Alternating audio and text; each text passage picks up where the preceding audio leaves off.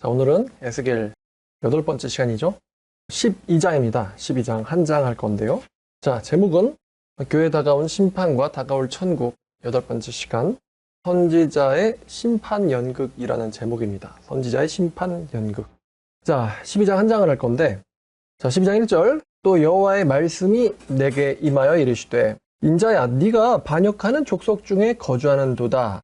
자, 여기서 지금 하나님께서는 이스라엘 이제 포로 공동체라고 할까요? 이 바벨론에 있는 포로된 공동체를 가리켜서 반역하는 족속이라고 말씀하고 계십니다. 반역하는 족속 중에 거주하는도다. 반역한다 이런 표현들은 이사야나 혹은 예레미야에서 에스겔에서 종종 나오는 표현인데 이스라엘 백성들을 가리키는 거거든요.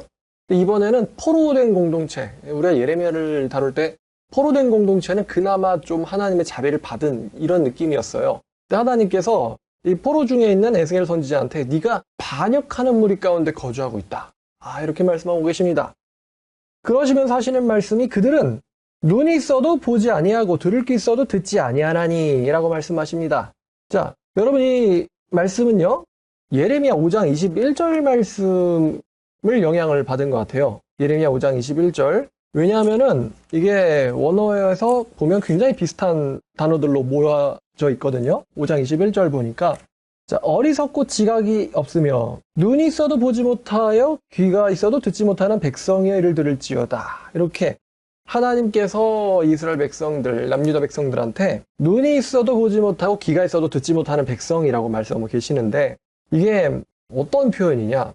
눈이 있어도 하나님의 말씀이라든가 일어나는 징조들을 보고도 마음속으로 그걸 무수하지 않는 거예요. 하나님의 말씀을 보고도 마음속으로는 하나님의 말씀을 무수하지 않는다.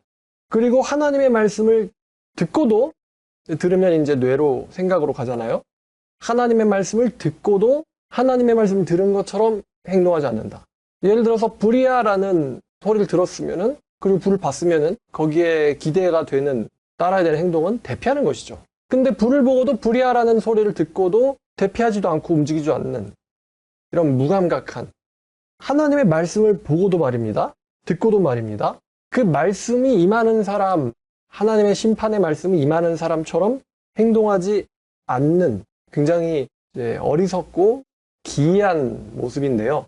어리석고 기이한 모습인데 이 반역하는 족속들은요. 눈이 있어도 귀가 있어도 하나님의 말씀이 들리지 않습니다. 그러니까 이게요, 이런 거예요. 말씀이 귀로 들어가잖아요. 그러면 여기까지는 가요. 여기까지 가는데, 여기서 여기까지 못 옵니다. 여기까지 못 와요. 이게 어떤 질병이죠? 여기까지는 오는데, 여기서는 많이 차거든요. 근데 여기까지는 못 옵니다. 이게 이제 심각한 질병이죠. 근데 이 사람들이 이렇게 듣지 못하는 이유가 나와 있습니다.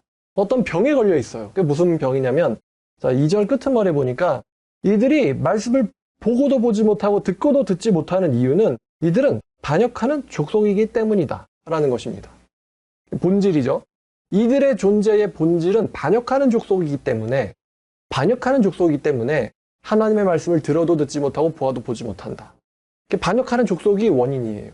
반역하는 족속이라서 말씀이 안 들리는 거예요. 목사님, 왜 하나님 말씀을 나는 들어도 심각한 줄 모를까요? 왜 말씀을 들어도 나는 움직이지 못할까요? 이런 거죠. 본질, 그 다음에 말씀, 그리고 현상이에요. 영어로도 이렇게 나와 있죠? 뭐라고 나와 있냐면 For they are rebellious house. for은 이제 because예요. 왜냐하면은 걔네들은 반역하는 집안이기 때문이야. 그래서 보아도 보지 못하고 들어도 듣지 못해.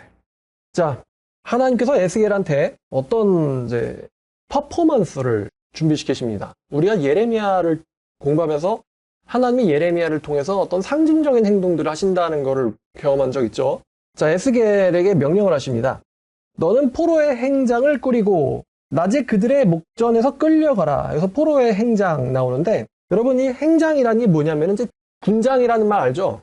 군인들이 행군할 때 등에 이제 군장을 매지 않습니까? 이 군장에는 이동이나 전투에 필요한 필수품들을 싸는데 그럼 포로의 행장이라는 거는 끌려갈 때 필요한 짐입니다. 여러분 이런 짐 쌀 일은 없을 것 같은데 끌려갈 때 필요한 짐이에요. 끌려갈 때 필요한 짐. 포로의 행장을 꾸리고 낮에 그들의 목전에서 끌려가라. 네가 네 처소를 다른 곳으로 옮기는 것을 그들이 보면 비록 반역하는 족속이라도 혹 생각이 있을지도 모른다. 혹 생각이 있으리라. 자, 이 포로의 행장인데 여러분 포로 공동체는 예루살렘 출신으로서 바벨론까지 끌려온 사람들입니다. 당연하겠지만 포로의 행장을 너무나 잘 알고 있죠. 왜냐하면 자기들이 그거를 메고 왔기 때문이고, 그리고 또 포로의 행장이 집에도 있어요. 얘네들 집에도. 여러분, 그 포로가 말입니다. 포로가 끌려갈 때 바벨론 장군이 와가지고, 야, 너네들 전부 다 지금 짐 싸라. 그럼 우리가 막, 안 쌀래요. 그럼 뭐는 챙겨야 돼요? 뭐는 챙겨야 돼요? 무슨 반장이랑 학생 혹은 선생님이랑 얘기하듯이 이런 분위기가 아니죠.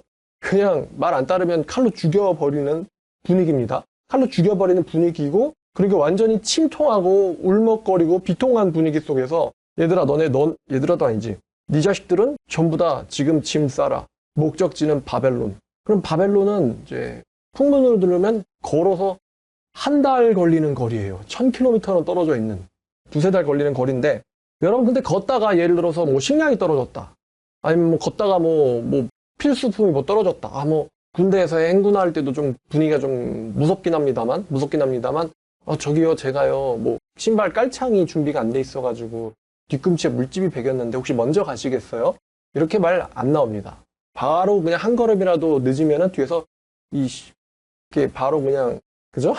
그러니까 이게 군대에서 행군할 때 요즘은 모르겠는데 발에다가 이제 들은 게 있잖아요, 저도. 그래서 깔창 싸고 물집 생길까봐 붕대 감고 핀으로 쪼이고. 근데 저번에 보니까 이제 핀을 안 갖고 온 거예요. 붕대는 감았는데. 물집 생길 만한 부위에다가. 그런데 이제 걷다 보니까 붕대가 풀리는 거야.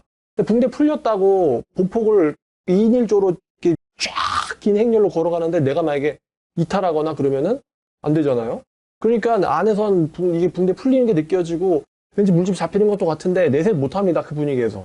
그러니까 이제 제 말은 뭔가가 부족해가지고 내 몸에 문제가 생기면 그건 누구 책임이에요? 내 책임. 거기에는 이제 엄마도 없고 아빠도 없고 돌봐주는 담임 선생님도 없고 반장도 없습니다. 다 모르는 사람들밖에 없잖아, 군대에는. 제가요 지금 발이 아픈 것 같은데요. 이런 니만 아프냐 이러면서.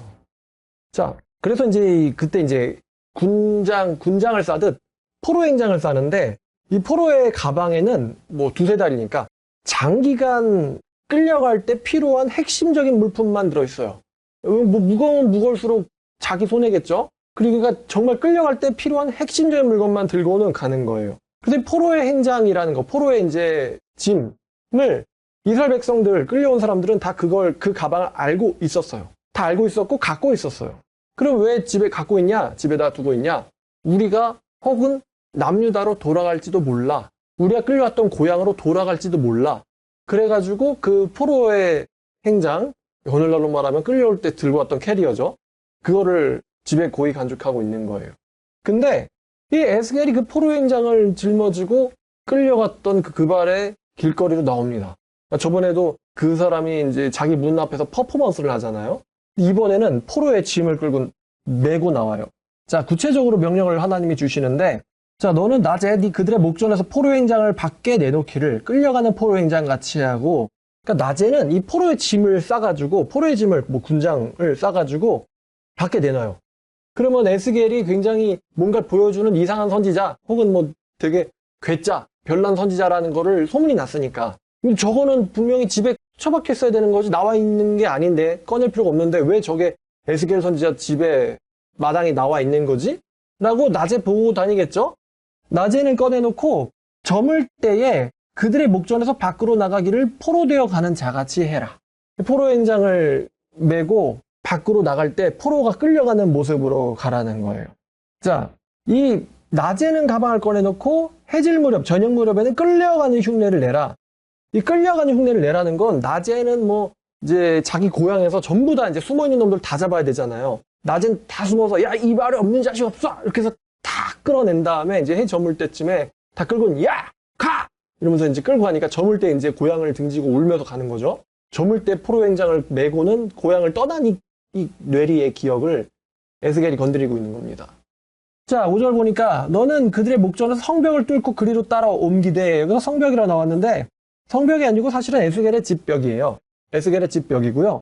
캄캄할 때에 그들의 목전에서 어깨에 메고 나가며 얼굴을 가리고 땅을 보지 말지어다. 그러니까 포로 행장을 메고는 자기 집에서 나가는데, 이게 만약에 바벨론의 성벽을 구멍을 내면 잡혀갈 거 아니에요. 그러니까 자기 집벽을 구멍을 냈습니다. 그 집벽에 구멍을 내고는 자기 집이니까 지폐에 구멍을 내고는 그 구멍 사이로 포로의 행장을 뒤로 메고는 나오는 거예요. 그러니까 저 또 이상한 선지자가 이번에 자기 집에 구멍을 내더니만 그 구멍에서 저거는 우리가 끌려올 때 맸었던 저거를 메고는 해질 무렵에 나오는 거예요. 그래서 나와서 자 보니까 또 특이한 행색을 하는데 얼굴을 가리고 땅을 보지 마라. 얼굴을 가리고 땅을 보지 말지어다. 이는 내가 너를 세워 이스라엘 족속에게 징조가 되게 함이라 하시기로. 그러니까 특이한 행동으로 나가는데 얼굴을 가리고 땅을 안 봅니다. 그러니까 목은 아래로 숙여져 있는데 얼굴을 가려서 땅을 안 봐요.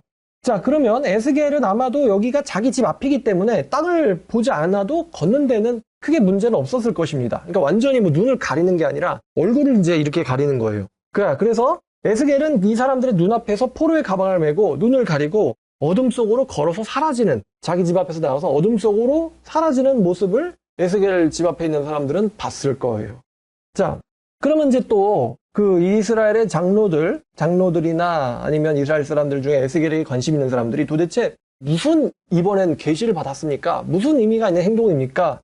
자, 7절 내가 그 명령대로 행하여 낮에 나의 행장을 끌려가는 포로 행장같이 내놓고 저물 때에는 내 손으로 성벽을 뚫고 캄캄한 때에 행장을 내다가 그들의 목전에서 어깨에 메고 나가니라. 자, 그러니까 이제 다른 유다 사람들이나 장로들이 도대체 뭐 하는 것입니까? 라고 묻는 질문에 대해서 에스겔은 완벽한 침묵으로 그들에게 대답을 합니다. 완벽한 침묵으로, 무언으로. 동료 포로들은 굉장히 궁금했겠죠. 도대체 저거는 무슨 장면이지? 혹시나 우리가 이거를 짊어지고 다시 고향으로 돌아간다는 뜻 아닐까요? 이렇게 해석하는 사람도 고향으로 돌아갈 때 또 싸야 되니까. 그렇게 해석하는 사람도 있었을 것이고 무슨 의미지? 이렇게 다들 물어봐서 에스겔한테 뭐 하는 거예요? 뭐 하는 거예요? 물어보면 에스겔은 아무 말도 안 했을 거예요. 8절 이튿날 아침에 여호와의 말씀이 내게 하여 이르시되 인자야 이스라엘 족속 그 반역하는 족속이 네게 묻기를 무엇을 하느냐 하지 아니하더냐. 그러니까 물어보지 아니하더냐. 너는 그들에게 이제 그 다음날이죠. 그 다음날 말하기를 주 여호와의 말씀에 이것은 예루살렘 왕과 그 가운데 있는 이스라엘 온 족속에 대한 묵시라 하셨다 하고. 자, 10절에 이제 하나님께서 말씀을 해주십니다. 이 포로의 행장, 이 짐은 말이야. 이 짐은 사실 예루살렘 왕과 그 가운데 있는 이스라엘 백성들이다. 이 짐은 이스라엘 왕과 백성들이다. 그래서 예루살렘의 왕이 누구죠? 이 당시에? 마지막 왕 누구예요? 시드기야예요. 시드기야 왕과 그 백성들이다. 자, 그러니까 이렇게 되는 거죠. 이 왕과 백성들이 이 에스겔이 보여줬던 것처럼 저 사람들도 끌려올 거라는 말이구나. 이렇게 해석이 되는데 사실 하나님이 의도한 건 이런 거예요. 왕과 백성이 저 가방 안에 포로의 행장 안에 물건들이 들어있을 거 아니에요. 그 물건들처럼 지금 에스겔이 어디를 통해서 나왔어요? 자기 집 문으로 나왔어요? 아니면 집에 있는 벽을 구멍을 뚫고 나왔어요? 벽에 구멍을 뚫고 나왔죠. 굉장히 문 놔두고 벽에 구멍을 뚫고 나왔단 말이에요. 예루살렘, 여기 보니까 성벽이라고 나왔잖아요. 예루살렘 성벽의 구멍에서 끌려 나온다. 이런 뜻이에요. 예루살렘의 왕과 신하들이, 백성들이 이 에스겔의 모습처럼 성벽의 구멍을 통해서 끌려 나온다. 구멍으로 나온다. 그러시면서 11절에 또 말하기를 나는 너희의 징조라 내가 행한 대로 그들도 포로로 사로잡혀 가리라. 이거는 우리가 돌아갈 수 있다는 말이 아니라 그 사람들도 이쪽으로 끌려올 거라는 메시지였다는 거예요. 무리가 성벽을 뚫고 행장을 그리로 가지고 나가고 그 중에 왕은 어두울 때 어깨에 행장을 메고 나가며 눈으로 땅을 보지 아니하고 자기 얼굴을 가리리라 하라. 여기 보니까 이게 지금 어떤 장면을 지금 묘사하고 있는 거냐면 전 지금 이걸 보니까 예레미야 52장이 떠오르더라고요. 예레미야 52장. 한번 가볼까요? 예레미야 52장. 자, 52장 7절부터입니다. 6, 7절부터 보죠. 자, 그해 넷째 달 9일에 성중에 기근이 심하여 그 땅 백성의 양식이 떨어졌더라. 성벽이 파괴되며 모든 군사가 밤중에 그 성에서 나가 두 성벽 사이 왕의 동산 견문길로 도망가요. 갈대아인들이 그 성읍을 에워쌌으므로 그들이 아라바 길로 가더니. 그러니까 그 메인 문은 이미 봉쇄가 돼 있고 포위가 돼 있는 상태니까 새길로 비밀리에 지금 급하게 밤중에 도망가는 거거든요.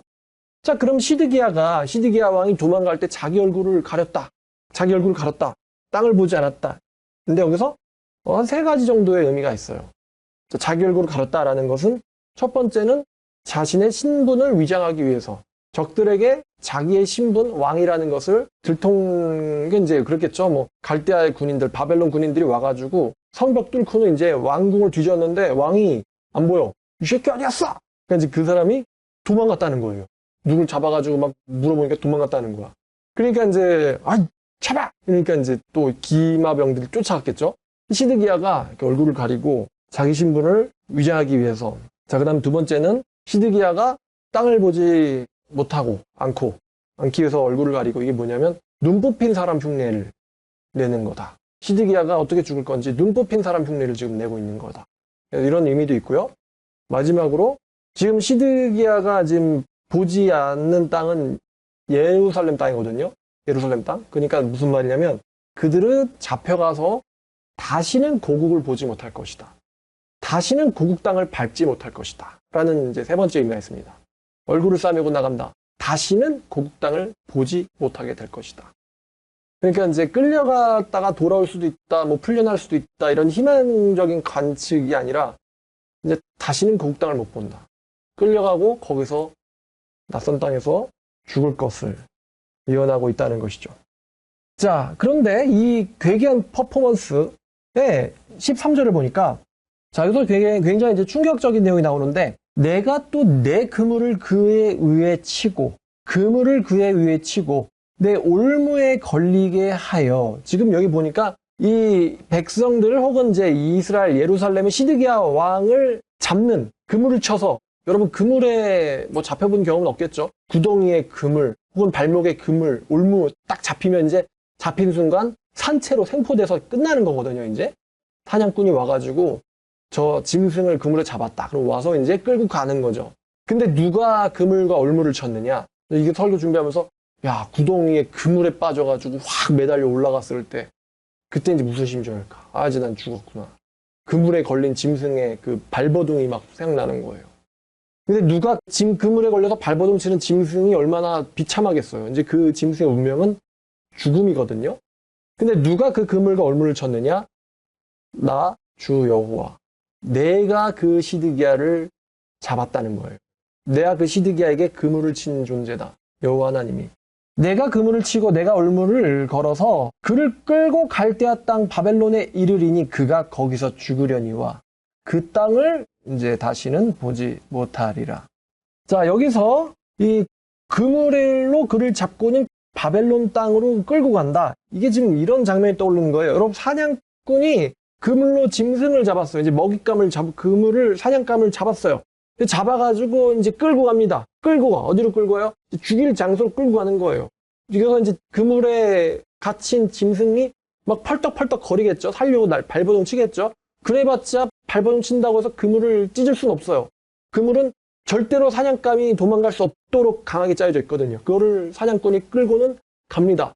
이 도살하는 장소로 가는 거죠. 도살하는 장소로. 끌고 가서 싱싱한 상태로 끌고 와서 이제 거기서 죽여가지고 껍데기, 가죽 벗기고 목에 피 빼고 그 짐승은 죽는 장소로 끌려가는 거예요. 마찬가지로 시드기야 왕이 그물에 걸려가지고 펄떡펄떡 거리지만 그 그물에 잡힌 시드기야가 바벨론까지 끌려가는 거예요. 그럼 바벨론이 어디예요? 시드기야의 죽음의 장소예요. 그걸로 끌고 가서 그 사람은 거기서 죽고 다시는 그가 끌려온 땅 예루살렘을 보지 못하게 될 것이다. 굉장히 무서운 이야기죠. 그래서 에스겔이 굉장히 특이하고 괴이한 행색, 포로의 행장을 메고는 얼굴을 가리고 땅을 보지 않으면서 마치 포로가 잡혀가는 것처럼 이미 잡혀왔기 때문에 잡혀가는 모습을 흉내내는 건 간단했겠죠. 막 절망과 비통과 무거운 표정으로, 울 것 같은 표정으로 그렇게 끌려가는 모습을 에스겔의 앞에 있는 사람들한테 보여줍니다. 무언으로. 자, 그리고 또 14절, 내가 그 호위하는 자와 부대들을 다 사방으로 흩고 그 뒤를 따라 칼을 뺄 것이다. 그러니까 시드기야가 믿고 있던 사람들, 시드기야의 호위 무사, 군대들을 나 하나님이 다 흩어버릴 것이다. 다. 시드기야가 믿던 것들. 그러니까 여러분, 우리가 사실 하나님의 심판 안무서하고 믿는 게 많아요. 시드기야의 호위 무사처럼 내가 말이야, 궁전 있고 신하가 있고 백성 있고 그 병사가 있고 무기가 있는데 급할 때 이제 이런 것들을 다 동원하면 난 살 수 있잖아. 이렇게 생각하니까 예레미야가 아무리 하나님의 예언과 이제 심판의 예언을 전해도 그게 별로 시드기야한테 이렇게 와닿진 않았던 것 같아요. 그러니까 예레미야가 간곡하게 제발 좀 항복해서 살라고 목숨을 건지라고 했는데 시드기야는 들은 척도 안 하죠. 근데 하나님께서 심판하시는 그날에 시드기야가 의지하는 모든 것들은 다 흩어져 버립니다. 흩날라가 버려요. 자기가 믿고 있던 것들. 내가 그가 의지하던 것들을 다 흩어버릴 것이고 그것들 뒤에다가 칼을 뺄 것이다. 이제 칼에 쫓겨서 뭐 지금 보니까 이 시드기야가 자기 군대랑 같이 도망을 갔는데 군대가 도망갔다고 해서 지금 그 시드기야의 호위 군대랑 바벨론 군사들이랑 이게 잽이 되겠습니까? 바벨론 군사가 그냥 맘먹고 분노로 가득 차가지고 저 새끼가 우리를 그냥 3년 가까이 개고생을 시키더니만 도망을 가? 이런 그냥 그러면서 기만병들 다 데리고는 쫓아갔을 거 아니에요. 그러면 그 바벨론의 정예 중에 정예가 막 쫓아오는 그 모습. 왜 처음에는 용맹하게 뛰던 시드기야의 호위 무사들도 뒤에서 먼지가 막 엄청나게 일어나면서 막 엄청난 속도로 쫓아오는 거예요. 그러니까 이제 뭐 싸워서 주군을 지킨다 이게 아니고 다 그냥 이리저리 흩어지는 거죠. 나라도 살자. 다 흩어지는 거죠. 뭐 싸워서 지키고 말고 할 게 없죠. 다 겁먹고 그 용감해 보이던 호위무사도 죄다. 그 갑자기 그게 떠오르네. 카다피가 자기 호위무사들이 있었거든요. 근데 막상 어떻게 됐습니까? 잡힐 날 되니까 다 흩어졌어요. 그래가지고 어디 굴에 하수도에 숨어 있다가 잡혀가지고 그 맞아가 총 맞아 죽었잖아. 하나님의 그 심판의 그날이 오면 지가 그 자랑하는 뭐 무슨 부대 있었는데 성난군주한테 그냥 뜯겼죠. 찢겼다고 해야겠지. 시드기야도 그렇게 되지 않았습니까? 자, 내가 그들을 이방인 가운데로 흩으며 여러 나라 가운데 해친 후에야 내가 여호와인 줄을 그들이 알게 될 것이다. 다 흩어버리고 잡아 죽이고 그래야 그들이 내가 여호와인 줄 알게 될 것이다. 여기서 내가 여호와인 줄 알게 된다라는 거는 내가 하나님을 만났어요. 하나님 살아계시네요. 이런 행복한 의미가 절대 아닙니다. 하나님이 진짜 벼르고 있다는 거를 이들도 알아요. 근데 그 심판이 정말 머리 위까지 왔는데도 아까 말씀드렸듯이 들어도 듣지 않는 척, 보아도 못 본 척 했던 녀석들 머리 위에 이제 그 하나님의 심판이 떨어지는 그때 하나님의 진노가 나에게 임한 거구나. 그 하나님이 나에게 진노하신 건 아니라고 생각했었는데 하나님이 딱 정확하게 그물과 올무를 정확하게 누구를 잡으려고 쳤어요. 시드기야를 잡으려고 친 거예요. 그를 끌고 갈 거라고. 하나님이 나를 정확하게 지정하셨고 노리셨구나를 알아봐야 비참 가운데서 눈물 흘리면서 소리 지르면서 죽는 거 외에는 자기가 할 수 있는 선택지가 없죠. 그때는 너무 늦었어. 이제는 내게 간곡히 호소하던 선지자도 없고 그 선지자를 죽이지 말아달라고 나에게 와서 간곡히 호소하던 내 신하, 충신도 이제 없고 내 가족도 없고 내 눈앞에는 하나님의 무시무시한 진노만 딱 있는.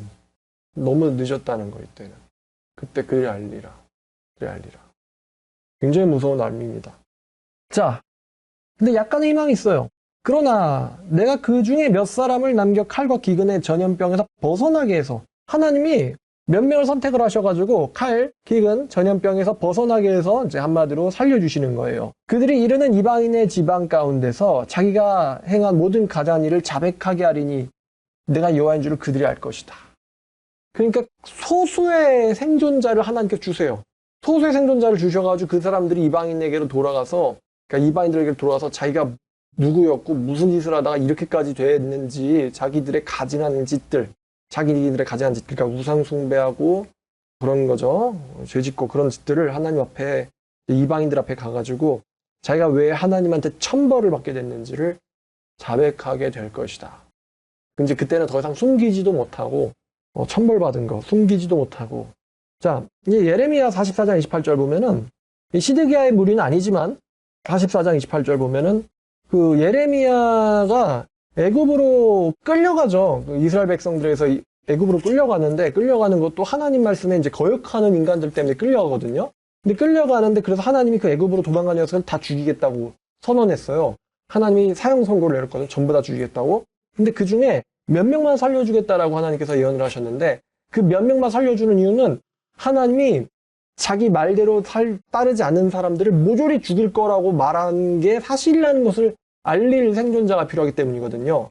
그래서 내가 몇 명만 살릴 건데 걔네는 몇 명 빼고는 모조리 죽인다. 이렇게 예언하신 거예요, 하나님이. 자, 그래서 44장 28절을 보면은 그 그런즉 칼을 피한 소수의 사람이 애굽 땅에서 나와 유다 땅으로 돌아오리니 애굽 땅에 들어가서 거기에 머물러 사는 유다의 모든 남은 자가 내 말과 그들의 말 가운데서 누구 말이 진리인지 알게 될 것이다. 그러니까 누군가는 하나님의 심판이 정말 무시무시했다라고 그 자백하는 사람이 필요하거든요. 그러니까 하나님이 몇 명은 내가 증언하기 위한 용도로 살려준다. 예요. 자기의 모든 가자니를 자백하게 될 것이다. 수치 가운데서. 자, 이게 첫 번째 퍼포먼스입니다. 포로로 끌려가는 모습으로 무언의 어떤 연극을 선지자 에스겔이 하는 거죠. 자, 첫 번째 퍼포먼스. 자, 그 다음에 두 번째 퍼포먼스가 있습니다. 17절. 여호와의 말씀이 또 내게 임하여 이르시되 인자야 너는 떨면서 네 음식을 먹고 놀라고 근심하면서 네 물을 마시며 이 땅 백성에게 말해라. 자, 지금 에스겔이 뭘 시키시는데 떨면서 네 음식을 먹고 놀라고 근심하면서 네 물을 마셔라 라는 또 흉내를 내게 하시거든요. 그럼 떨면서 음식을 먹는다. 그러니까 음식을 먹는데 여러분 음식 먹을 때 떱니까? 안 떨죠. 안 떨고 먹는데 음식을 먹는데 막 뭐 음식을 먹는데 이러고 먹는 거예요. 제대로 입에 들어가지도 않아. 이렇게 막 입 주위에 묻으면서 포크를 들었는데 이게 막 흔들려. 그리고 물을 마시는데 물 마실 때 그냥 우리 딱 왜 칠칠치면서 흘리고 그러니 이러잖아. 물컵이 달달달달달 이러는 거예요. 물컵이. 물 막 이러면서 이러고 먹는 겁니다, 여러분.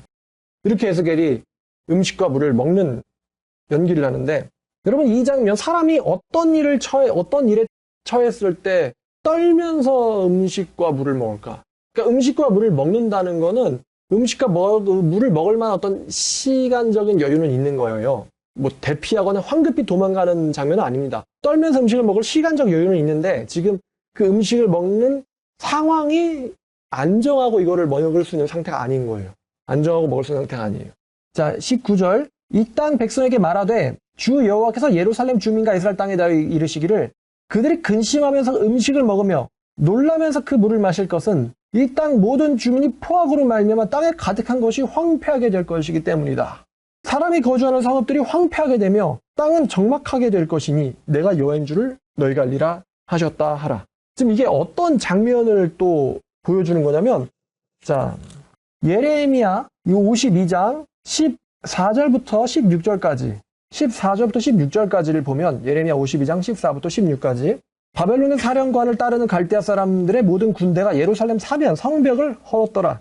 사령관 느부사라단이 백성 중 가난한 자와 성중에 남아있는 백성과 바벨론 왕에게 항복한 자와 무리의 남은 자를 사로잡아 갔고 가난한 백성은 남겨도 포도를 관리하는 자와 농부가 되게 하였더라. 여기 보니까 예루살렘은 유다의 수도이기 때문에 굉장히 많은 사람들이 특히 이제 포위전이었으니까 생존자들은 다 예루살렘 성 안에 있었죠. 예루살렘 성 안에 사람이 바글바글 했는데 전부 다 죽거나 잡혀간 거예요.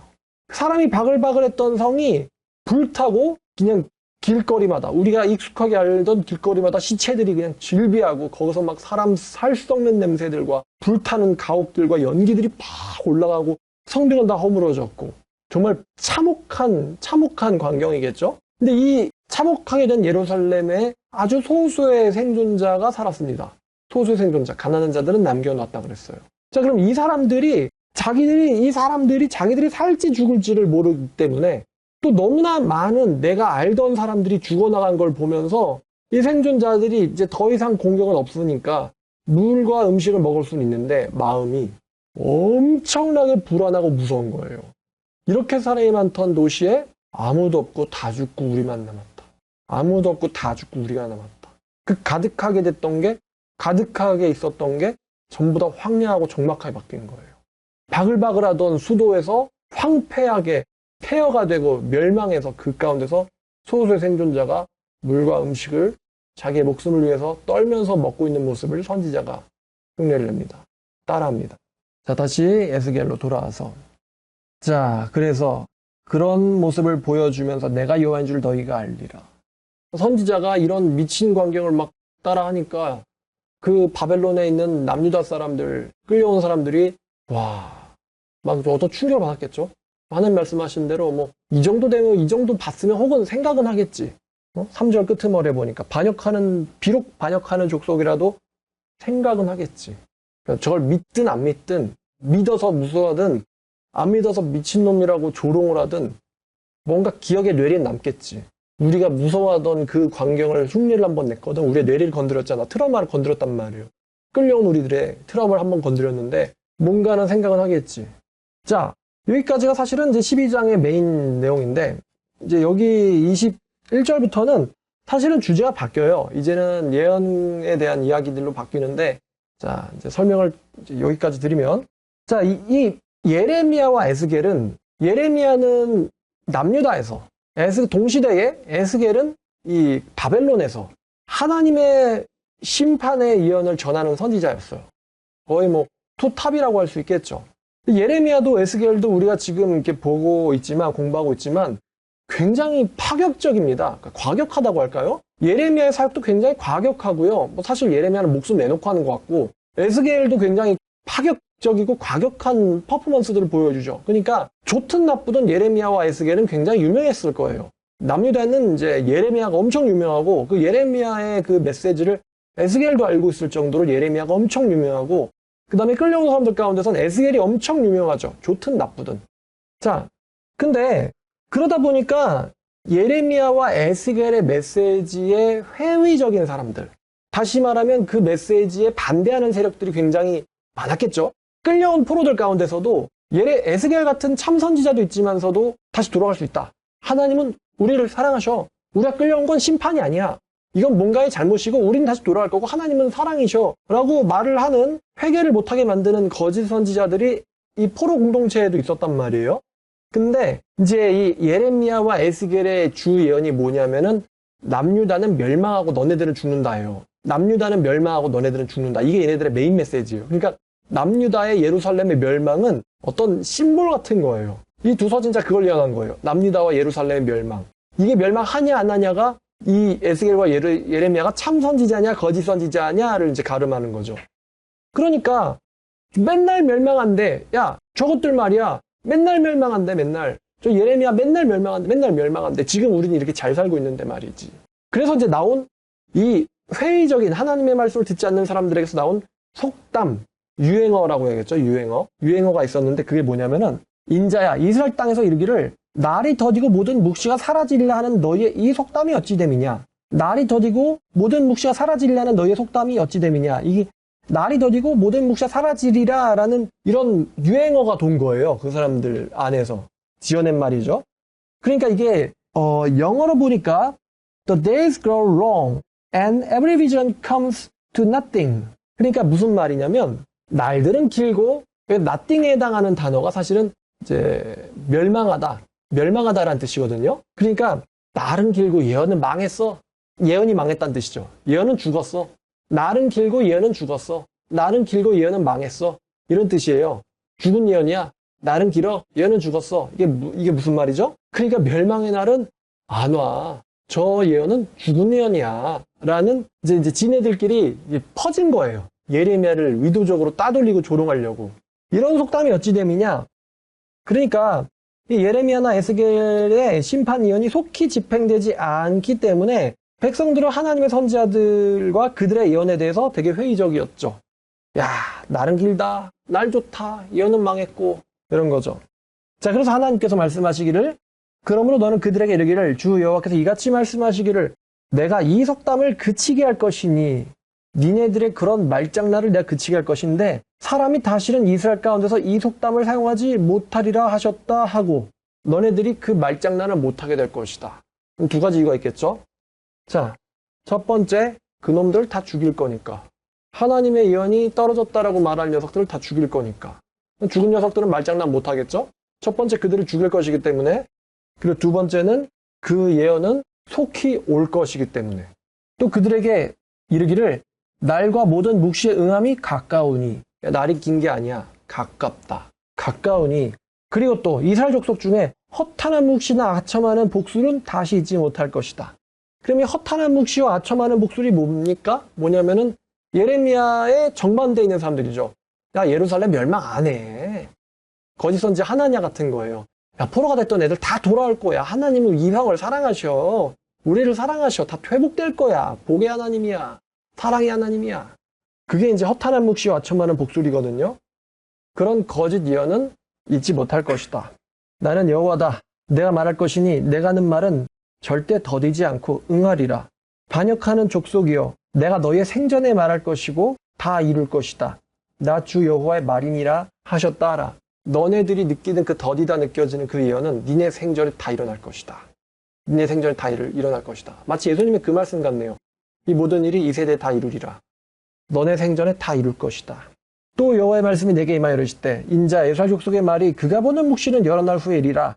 그는 멀리는 때에 대하여 예언하고 있다 하느니라. 그러니까 이거는 우리 생전에 일어날 일이 아니야. 저 사람 일이 맞을 수도 있겠지. 근데 저에게는 먼 날에 일어날 일이야. 마치 지구가 태양이 50억 년 뒤에는 멸망한다며 그런 이야기야. 라고 얘기하는 사람들이 있었어요. 그러므로 너는 그들에게 이르기를 주 여호와의 말씀에 내 말은 하나도 더디게 임하지 않을 것이고 내가 한 말은 다 이루어지리라. 나 주 여호와의 말이니라 하셨다 해라. 여기 보면은 하나님의 말은 절대로 여기 보니까 딜레이가 되지 않는다. 딜레이. 이제 딜레이는 공항 가면 연착 이런 뜻이죠. 그러니까 정해진 때에서 밀려나고 있는 게 이제 딜레이거든요. 지연되다. 근데 하나님의 말씀에 여기 보니까 이제 부정 강조인데 내 말은 절대로 지연되지 않는다. 예요. 절대로 지연되지 않고 완벽히 이제 perform, 성취된다. 이루어진다. 자, 그러면 우리가 이걸 보니까 하나님의 예언은 하나님은요, 자신의 말씀, 하나님은 이제 보니까 내 예언이라는 표현도 안 하세요. 그냥 my say. 그러니까 이제 하나님의 말씀은 하나님은요, 자신의 말씀이 성취될 때와 시간을 정해 놓으셨다라는 거예요. 그 때와 그 날은 아무도 모르지만 하나님은 정해 놨어요. 하나님은 그 때와 날을 정해 놓으셨어요. 때가 정해져 있어요. 년, 월, 일, 시가 정해져 있단 말이에요. 이거 요한계시록에도 나오는 용어죠. 년, 월, 일, 시가 정해져 있단 말이에요. 근데 하나님이 말씀하시기를 그때는 결코 멀지 않고 니네들 생전에 일어난다. 그리고 그날에 니네들은 그런 속담 다시는 입에 올리지 못하게 될 것이다. 주 여호와의 말씀이 장난 같니? 라고 말씀하시는 거죠. 자, 에스겔이 오늘 12장 말씀에서 하나님의 예언을 온몸으로 표현을 합니다. 소도구도 소품도 많이 쓰는데 행장도 꾸리고. 그래서 이제 우리나라 속담에 백문이 불여일견이다라는 말이 있는데 백날 하나님의 심판이 온다라는 말보다 심판당해가지고 끌려가는 사람 모습을 한번 연기한 게 훨씬 더 말로 하는 것보다는 충격적인 모습으로 각인됐을 거예요. 이 이스라엘 백성들한테. 얘네 완고하니까. 들어도 보아도 이 하나님이 기대하는 반응이 절대로 안 나오는 족속, 반역하는 본질을 갖고 있기 때문에. 그래서 이제 예루살렘에는 예레미야가 있고 포로 공동체에는 바벨론에는 에스겔이 있어요.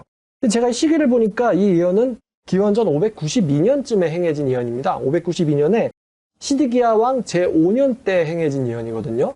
시드기야 왕 제5년, 기원전 592년에. 자, 근데 여러분, 그러면 이제 시드기야 왕 몇 년 때 바벨론 군대가 쳐들어오죠? 무시무시한 바벨론 군대가 예루살렘을 포위하기 시작한 게 시드기야 왕 몇 년 때부터냐? 답은 시드기야 왕 제9년 때부터예요. 그럼 이건 5년 때 한 일이니까 5, 6, 7, 8, 9. 4년이 지나면 바벨론 군대는 에워쌉니다. 그때는 완전히 끝나고 늦은 거죠. 4년 뒤에 에워싸고 그때로부터 11년에 이제 성이 완전히 함락되거든요.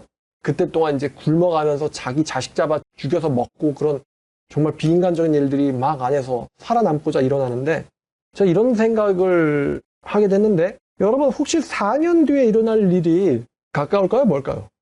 여러분 어떻게 생각해요? 여러분 인생에서 4년 뒤에 일어날 일이면은 가까운 미래인가요? 먼 미래인가요?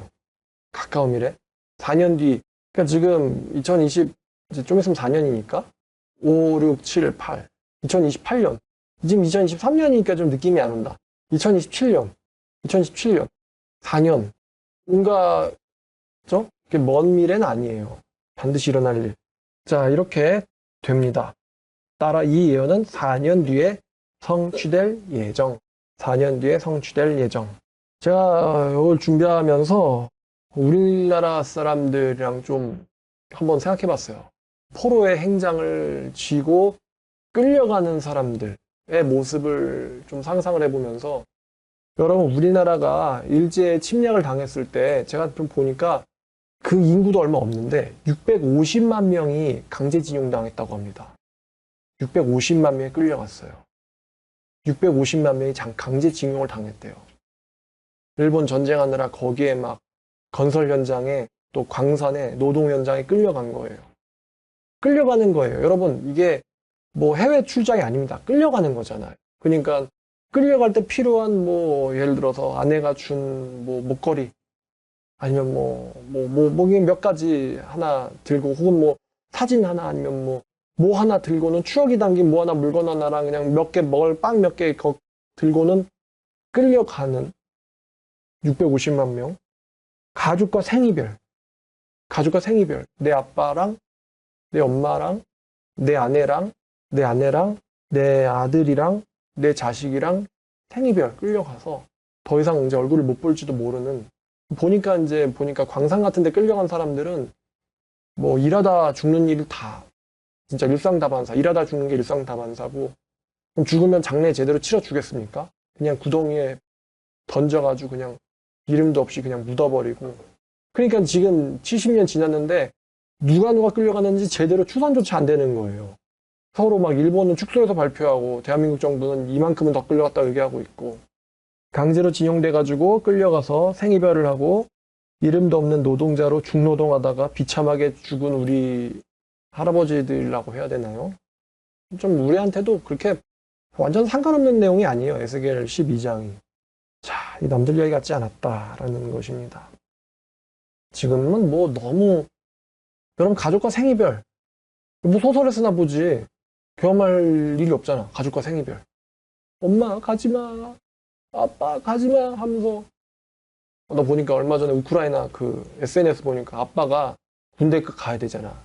애기들은 그 기차 타고 피난을 가는데 아빠는 피난 갈 수가 없잖아. 그러니까 애기들이 멀어지는데 아빠가 어떻게든 그 애기들을 안 울리려고 막 이렇게 막 웃으면서 하트하고 그럼 이러고 웃는 얼굴로 막 이러는데 아빠는 정말 아마 생애에 살 수 있는 모든 애정 표현을 다 한 것 같아. 그런데 이제 보니까 그 피난 가는 가족들이 찍어서 올린 것 같거든? 이제 그 기차 창에서 그 플랫폼에 아빠가 점점 멀어지는 거야. 아빠가 막 손을 흔들면서 뛰어오는데, 야, 눈물 나더라고, 보니까. 아빠가 웃는 게 웃는 거야? 아니지. 그 아빠 살았을까? 지금 우크라이나가 보병이 없대잖아. 무기를 줘도 보병이 다 죽어가지고, 무기를 들 성인 남성이 없대잖아. 확률적으로 죽었을 확률이 높지. 이 포로의 행장이라는 거 보면서 너 남들 이야기는 아니구나 이거. 참 가슴이 찡하더라고. 가족과의 생이별하는 그런 비참하게 울면서 끌려가는 사람들. 근데 이거 보면서도 하나님의 말씀을 전혀 무서워하지도 않고 비웃는 인간들이 있으니까 지금 에스겔이 이거를 하고 있는 거란 말이에요. 끌려왔는데도 지금 얘네들이 정신을 차려가지고 하나님 앞에서 회개를 합니까 안 합니까? 안 한다고. 그러니까 야 저 에스겔의 말씀, 에스겔의 저 말 헛짓거리 다 그냥 저 땅에 떨어진 죽은 년이야 이러면서 지들끼리 에스겔을 조롱한 인간들이 있었잖아요. 그러니까 하나님 이런 퍼포먼스를 보여준 거예요. 장난 같으면 자기 집 벽을 헐겠어? 자기 집 벽에 구멍을 내겠어요? 자기 장난 같으면은? 그러니까 예레미야도 에스겔도 뭔가를 보여준 거라고. 내가 하고 있는 게 장난이 아니라는 거. 너네들에게 이 말 일라는 거. 자, 오늘 말씀 여기까지입니다. 선지자의 심판 연극이었습니다. 기도하겠습니다. 하나님 아버지, 오늘 말씀을 통해서 하나님께서 선지자를 통해서 얼마나 정확히 또 무섭게 말씀을 주시는에도 불구하고 이 말씀을 장난처럼 여기는 이스라엘 백성들을 봅니다. 참 역사적으로 몇 번씩이나 반복되는데도 불구하고 또 비슷한 일이 우리나라에서도 일어났음에도 불구하고 우리가 언제 그랬냐 하는 듯이 하나님을 전혀 무서워하지도 않고 하나님 말씀을 두려워하지도 않고 그냥 보아도 보이지 않고 들어도 들리지 않는 이런 반역하는 민족의 특성이 우리에게도 사실은 있죠. 주님 정말 하나님의 말씀을 마음속으로 무겁게 받아들이는 우리 또 저와 말씀사랑교회 성도들 되게 해주시옵소서. 예수님의 이름으로 기도드렸습니다.